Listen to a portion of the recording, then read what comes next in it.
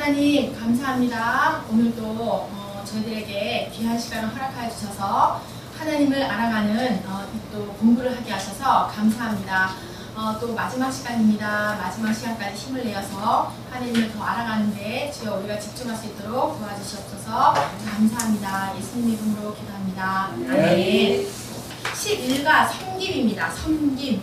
우리가 10가까지는 잘 읽고요. 11가 섬김. 네, 마가복음 10장 45절입니다.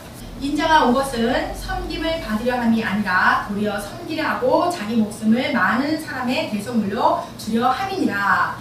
네, 예수님조차도 섬김을 받으러 온 것이 아니라 섬기러 왔다라고 이렇게 말씀하신 거예요. 그러면서 제자들에게 말하면서 너희들도 나를 본을 받아서 따라오라 이렇게 말씀하시는 거죠. 그래서 우리도 역시 예수님의 그 본을 따라서 섬기는 법이 무엇인지 우리가 배워야 할 것입니다. 그래서 섬기는 자들에게는 어떤 축복이 있고 섬기지 않는 자들에게는 어떤 불이익이 오는지를 우리 이 11가를 통해서 알아봅니다. 구약 당시에는 백성을 대신하여서 어느 지파가 하나님을 섬겼을까요? 당연히 레위 지파죠. 레위 지파. 민수기 16장 8절에서 9절.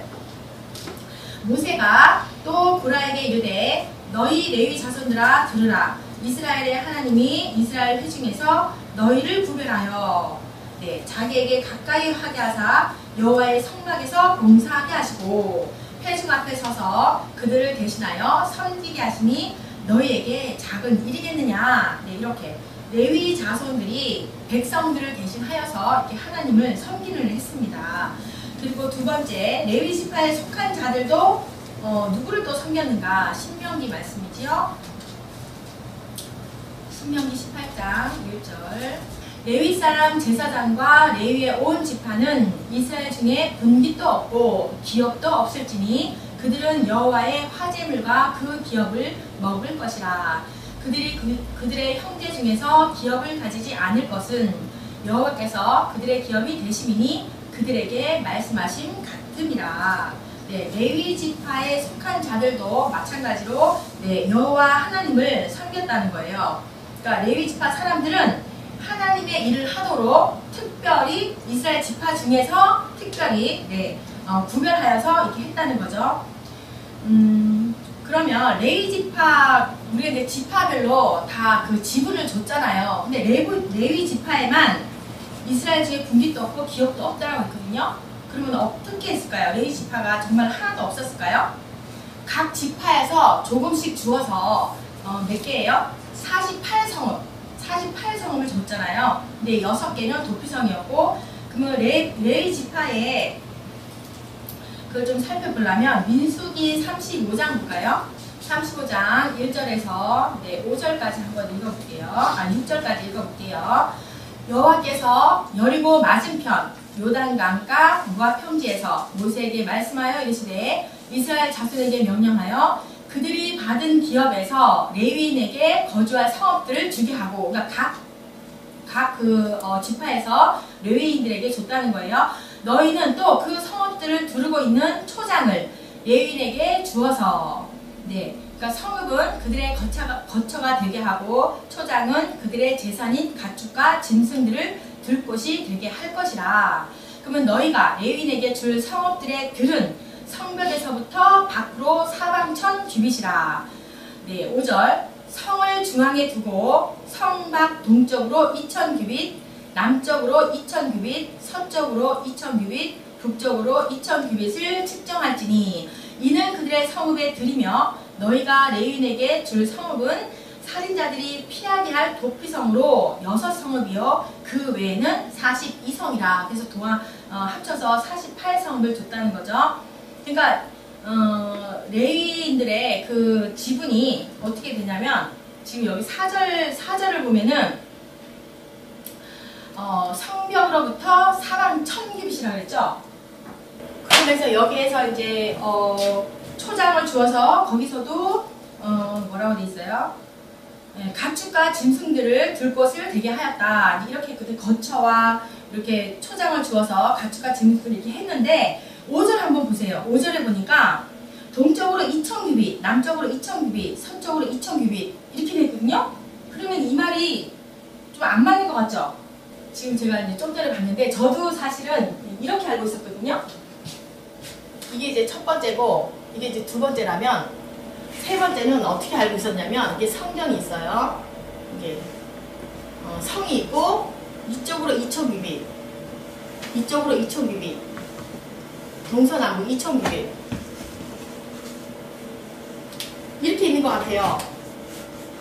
지금 4절하고 5절을 읽어보면 이렇게 지금 그러면 어떤 게 맞는 거지? 이걸 읽어보면 그렇거든요. 제가 좀 공부를 해보니까 그래요.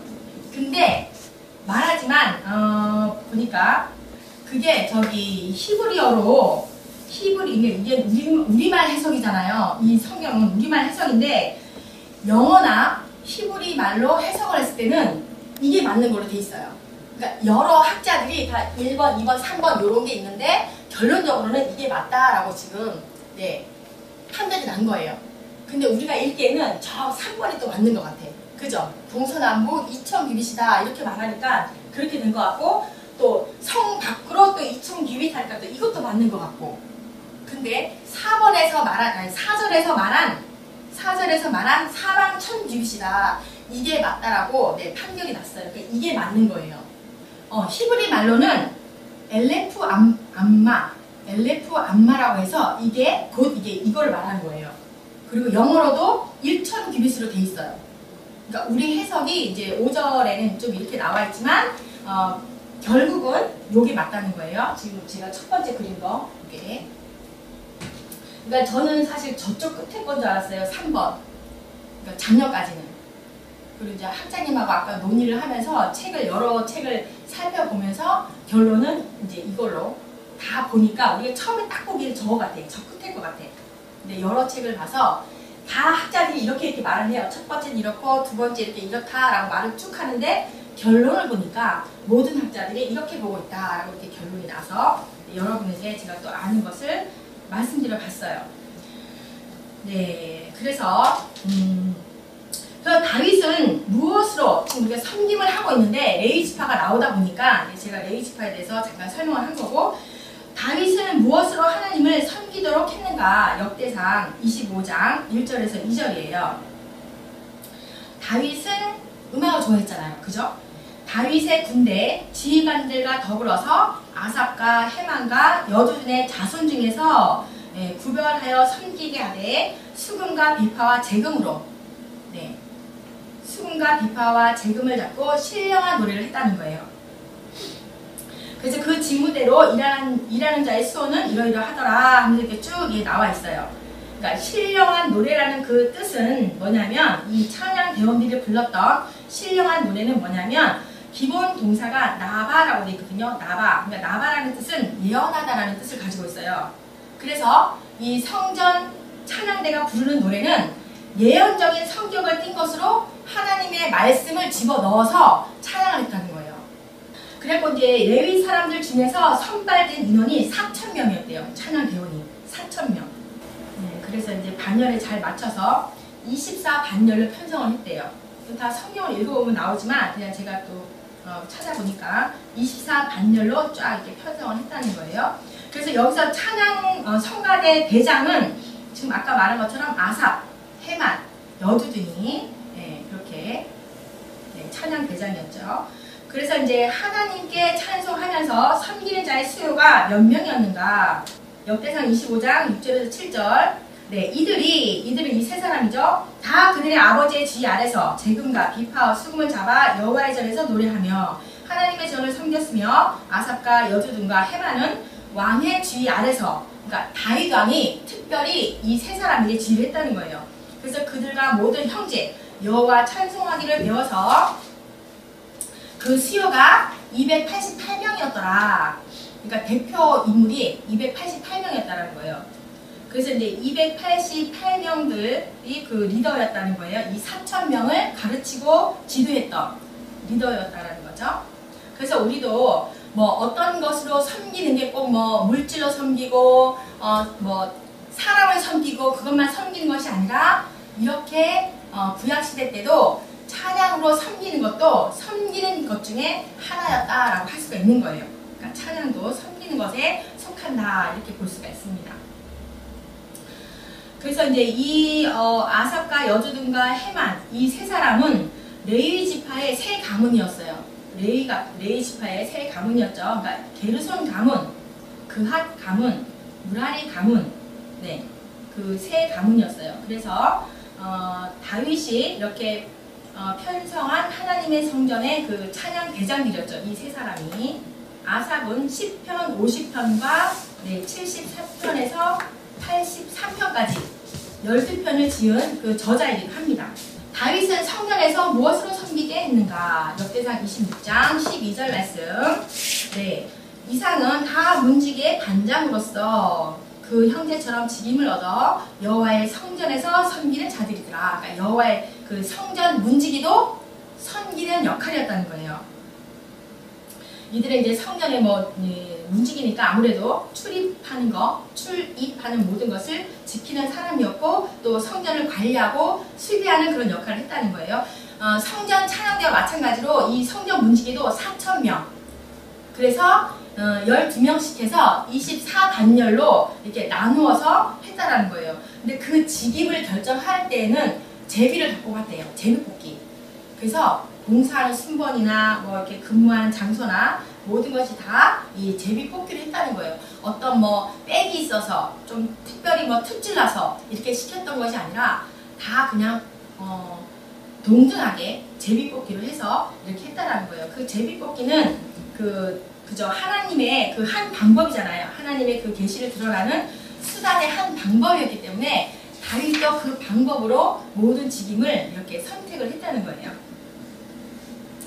그래서 이제 제사장이나 또 이 위에 있는 그런 부교육자들이나 이런 분들만 섬기는 것이 아니라 우리 같은 성도들끼리도 이렇게 섬겨야 한다는 것을 네, 말씀하고 있습니다.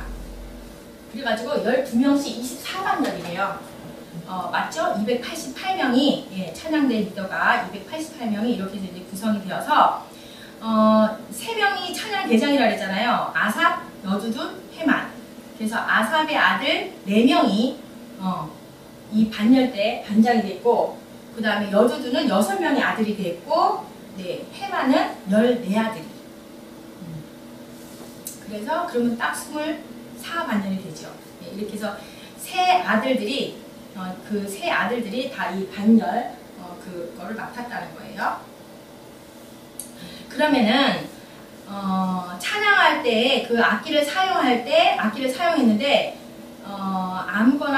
아무 악기나 이렇게 사용한 것이 아니라 거룩한 용도로서 그 쓰여지는 수금과 비파와 재금을 사용해서 하나님을 네, 찬양했다라는 거죠. 그러니까 다윗이 왜 이렇게 찬양하고 성전 이렇게 찬양대를 조직하여서 왜 이렇게 열정적으로 쏟았을까? 본인이 음악가였고 또 시인이었고 찬양을 굉장히 좋아했어요. 그래서 하나님을 영광스럽게 하는 그런 하고 또 기쁘시게 한다라는 그런 것을 알았기 때문에 이 다윗은 이 성전 찬양대를 굉장히 열정적으로 조직적으로 이렇게 했다는 거죠. 네, 그러면 신학시대의 섬김의 예를 볼게요. 신학시대는 섬김을 어떻게 했을까? 네, 바울은 무엇 하기 위해서 예루살렘으로 갔을까? 로마서 15장 25에서 26절. 그러나 이제는 내가 성도를 섬기는 일로 예루살렘에 가노니. 그러니까 바울이 당연히 성도를 섬기기 위해서 예루살렘으로 갔다는 거예요. 그래서 이는 마게도냐와 아가냐 사람들이 예루살렘 성도 중에 가난한 자들을 위해서 기쁘게 얼마나 연보하였습니다. 이때가 이제 3차 전도 여행 때인데요. AD 53에서 58년 그 사이였는데 네, 마게도냐와 아가야 지역에 여러 교회에서 모금한 그 헌금들을 가지고 불쌍한 사람들, 어려움에 처한 자들, 그 가난한 자들을 위해서 구제 연보를 가지고 와서 그걸 이렇게 전달을 했다는 거예요. 그러니까 예루살렘 교회에 가서 그들에게 전달을 했다는 거예요. 네, 왜 우리는 성도 섬기는 일을 해야 할까? 우리는 왜 성도 섬기는 일을 해야 할까? 당연하죠. 저희가 기뻐서 하였거니와 또한 저희는 그들에게 빚진 자니 만일 이방인들이 그들의 영적인 것을 나눠줬더라면 우리는 육적인 것으로 그들을 섬겨야 될 것이 마땅하지 않느냐 이런 거예요. 그러니까 우리가 영적인 것을 받았으니 당연히 우리가 육적인 것을 나눠주는 것이 당연합니다. 이렇게 말을 하는 거죠. 그래서 우리는 무엇으로 성도를 섬겨야 하는가? 29절에 보니까 내가 너에게 나아갈 때 그리스도의 충만한 복을 가지고 갈 줄을 아노라. 네, 그리스도의 충만한 복을 가지고 섬겼다는 거죠. 그러니까 우리는 항상 누구를 섬길 때 어떤 마음으로 가요? 어떻게든 예수님을 전하려고 하잖아요. 그냥 뭐 물질적으로 내가 돈을 많이 주면 어떤 물건을 선물을 많이 주면 그게 아니라 어떻게든 그거를 통하여서 예수님 그 복음을 전하기 위해서 네, 우리가 그런 걸 하잖아요. 그리고 성도를 섬기는 일은 어떤 형태의 마음을 가지고 해야 하는가?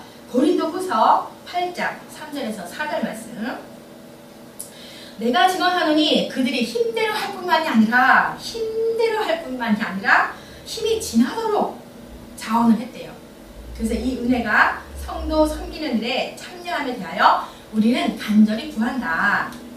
그래가지고 우리는 교회와 성도를 섬겨야 할 이유는 뭐예요? 하나님께로부터 우리는 신령한 것을 받았기 때문에 하나님께서 세우신 그 종들에게 신령한 것을 또 받잖아요. 말씀을 받잖아요. 신령한 것이 하나님의 말씀이니까 받기 때문에 신령한 말씀이 뭐예요? 곧 우리에게 생명이잖아요. 그렇기 때문에 우리가 육적인 것으로 하나님이 세운 사람들을 또한 성도들끼리라도 우리가 함께 섬기는 것이다. 이제 그렇게 말할 수가 있는 거예요. 그래서 우리도 성도를 섬길 때 그리스도의 충만한 복을 가지고 섬겨야 한다는 거예요. 그래서 자원하에서 섬기는 일을 해야 하고 힘대로가 아니라 힘에 지나도록 해야 된다고 이렇게 말을 하고 있습니다. 그리고 바울은 빌립보 교회로 누구를 보냈을까요? 빌립보서 2장 25절. 그러나 에바브로디도를 너에게 보내는 것이 필요한 줄을 생각하노니. 네. 이분은 빌립보 교회의 담임이셨죠? 담임. 네. 그는 나의 형제여 함께 수고하고 함께 군사된 자요 너희 사자로 내가 쓸 것을 돕는 자라. 네. 빌립보 교회의 지도자였어요. 그러니까 에바브로디도는. 근데 로마 옥중에 있던 바울을 돕기 위해서 빌립보 교인들의 그 헌금을 바울에게 가져온 그런 하나님의 일꾼이었어요. 이분이. 네, 빌립보서 4장 18절에 보니까 그런 말이 나옵니다. 그래서 이제 바울하고 빌립보 교회는 서로 굉장히 상호 친밀적인 관계였어요. 그리고 바울은 빌립보 교인들에게 에바브로디도를 어떻게 하라고 했는가? 29절에 보니까 너희가 주 안에서 모든 기쁨으로 그를 영접하라. 이와 같은 자들은 다 존귀 여겨라. 이렇게 하나님의 일꾼 된 자를 다 기쁨으로 받아들이고 존귀하게 여겨라. 그런 말씀인 거죠. 그래서 에바브로디도는 그리스도의 일을 위해서 어떻게 한 사람일까요? 네, 30절이에요. 네, 그가 그리스도의 일을 위해서 죽기에 이르도록 자기 목숨을 돌보지 아니한 것은 나를 섬기는 너희의 일에 부족함을 채우랍니다. 너희들과 교회를 위해서 이 사람은 자기의 목숨까지도 이렇게 돌보지 않을 정도로 섬겼다. 그 말을 하는 겁니다. 그래서 빌립보 교회는 당연히 옥중에 있던 바울을 섬겼습니다. 그러니까 섬김이라는 것은 다양하다는 거예요. 이렇게 에바브로디도처럼 심부름을 하는 것도 섬김이다. 그리고 바울이 하는 일을 돕는 것도 섬기는 것이다. 그리고 너희들이 이 지도자를 수정드는 것, 그리고 그에게 필요한 물질을 주는 것도 섬기는 것이다. 그러니까 사역자를 위해서 함께 기도하는 것, 이 모든 것들을 하는 것이 다 섬기는 것이라고 이렇게 말을 하고 있어요. 그러니까 어떤 우리가 헌금을 많이 하고 물질적으로 돕고 그것만이 섬기는 것이 아니라 이렇게 심부름 등등 수정하는 것, 필요한 것, 돕는 것 모든 것들이 다 섬기는 것이다. 이렇게 말씀을 하고 있어요. 그래서 우리는 복음을 위해서 다른 것이 아니라 복음을 위해서 성도를 섬기고 동역자를 섬기고 우리 부교육자나 또 이렇게 맡은 부장님들도 있잖아요. 그 당연히 담임 목사님도 당연하고 그렇게 함께 섬겨야 하는 거예요. 그렇게 할 때 하나님께서 축복을 해주시고 그래서 그 복음이 효과적으로 전파될 수 있다는 거죠. 그 섬김의 모습을 보고, 그죠? 섬김의 모습을 보고 다른 성도들이 보면서 또 그게 또 복음이 전달될 수 있는 그런 역할을 할 수 있다는 거예요. 그래서 에바브로디도는 사도 바울과 같이 복음을 위한 그런 군사였고요. 그리고 빌립보 교회의 사자였고 또 사도 바울을 돕는 일에 빌립보 교회를 통해서 그 바울이 써야 할 그 물건들을 또한 헌금을 다 전달해 주었던 그런 사람이에요. 그러니까 이 사람은 병든 가운데도 바울과 교회를 위해서 헌신했다라는 거죠. 그래서 이제 바울이 에바브로디도를 빌립보 교회로 보내면서 그를 영접하고 존귀 여겨라 이렇게 말을 한 거예요. 그래서 그리스도의 일을 위해서 죽을 수밖에 없는 처지에 이르렀으나 자기의 목숨을 돌보지 아니하고 이 사역자를 섬기를 했는데 결국은 이제 그 하나님의 국률하심으로 인하여서 회복되었어요. 그래서 이제 바울과 빌립보 교회가 이 에바브로디도가 막 이렇게 아파가면서도 그런 일을 하니까 근심하고 걱정하고 기도를 했다는 거죠. 근데 결국은 하나님의 국률하심으로 회복이 되면서 이들의 근심이 다 사라지고 다 기뻐했다. 이분이 회복된 것을 보고 기뻐했다. 그런 얘기를 하는 거예요. 그래서 복음의 초기에 바울을 섬긴 교회는 어떤 교회인가? 빌립보 교회예요. 처음부터 끝까지 다 빌립보 교회가 이렇게 바울을 끝까지 돕습니다. 어떤 그 전도 여행 중에 힘든 일을 만났을 때도 마찬가지로 이 사도 바울의 전도 여행 끝까지 할 수 있도록 기도를 하였고, 또 경제적인 힘든 일이 있어도 끝까지 교회들이 다 모아서 이 바울을 그런 경제적인 문제로 힘들지 아니하도록 돕는 역할을 끝까지 했습니다.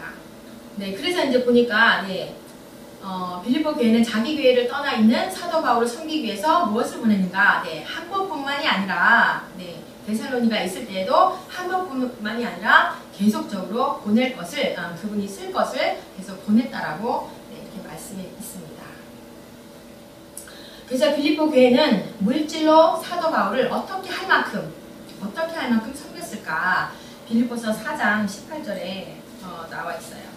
내게는 모든 것이 있고 또 풍부한지라 에바브로디도 편에서 너희가 준 것 때문에 내가 풍족하다. 이는 받으실 만한 향기로운 재물이었다. 하나님은 그것으로 인해서 기쁘시게 할 것이라. 이렇게 말을 합니다. 그러니까 사도 바울이 부족하지 않을 정도로 빌립보 교회는 계속적으로 이렇게 섬겼다는 것을 말을 하고 있어요. 그러니까 누구 편에서 계속 에바브로디도 편에 계속 이렇게 보냈다는 거예요. 그래서 바울은 성도를 전에도 섬겼고 이제도 섬기는 것을 하나님이 어떻게 하는가? 히브리서 6장 10절에 보니까 하나님은 불의하지 아니하사 너희 행위와 그의 이름을 위하여 나타낸 사랑으로 이미 성도를 섬긴 것과 이미 이전에 섬겼던 것과 이제도 섬기고 있는 것을 잊어버리지 아니하신다. 너희의 그 섬겼던 모든 행위와 모든 것들이 다 이전에 섬긴 것과 지금도 섬기는 것을 하나님은 절대로 잊지 않으신다. 이렇게 말씀을 하고 있습니다. 하나님 감사합니다. 오늘 저희들이 또 섬김에 대해서 우리가 성경을 통하여서 레위지파들의 섬김과 또 이렇게 빌립보 교회가 섬겼던 모습들을 주님 우리가 보았습니다.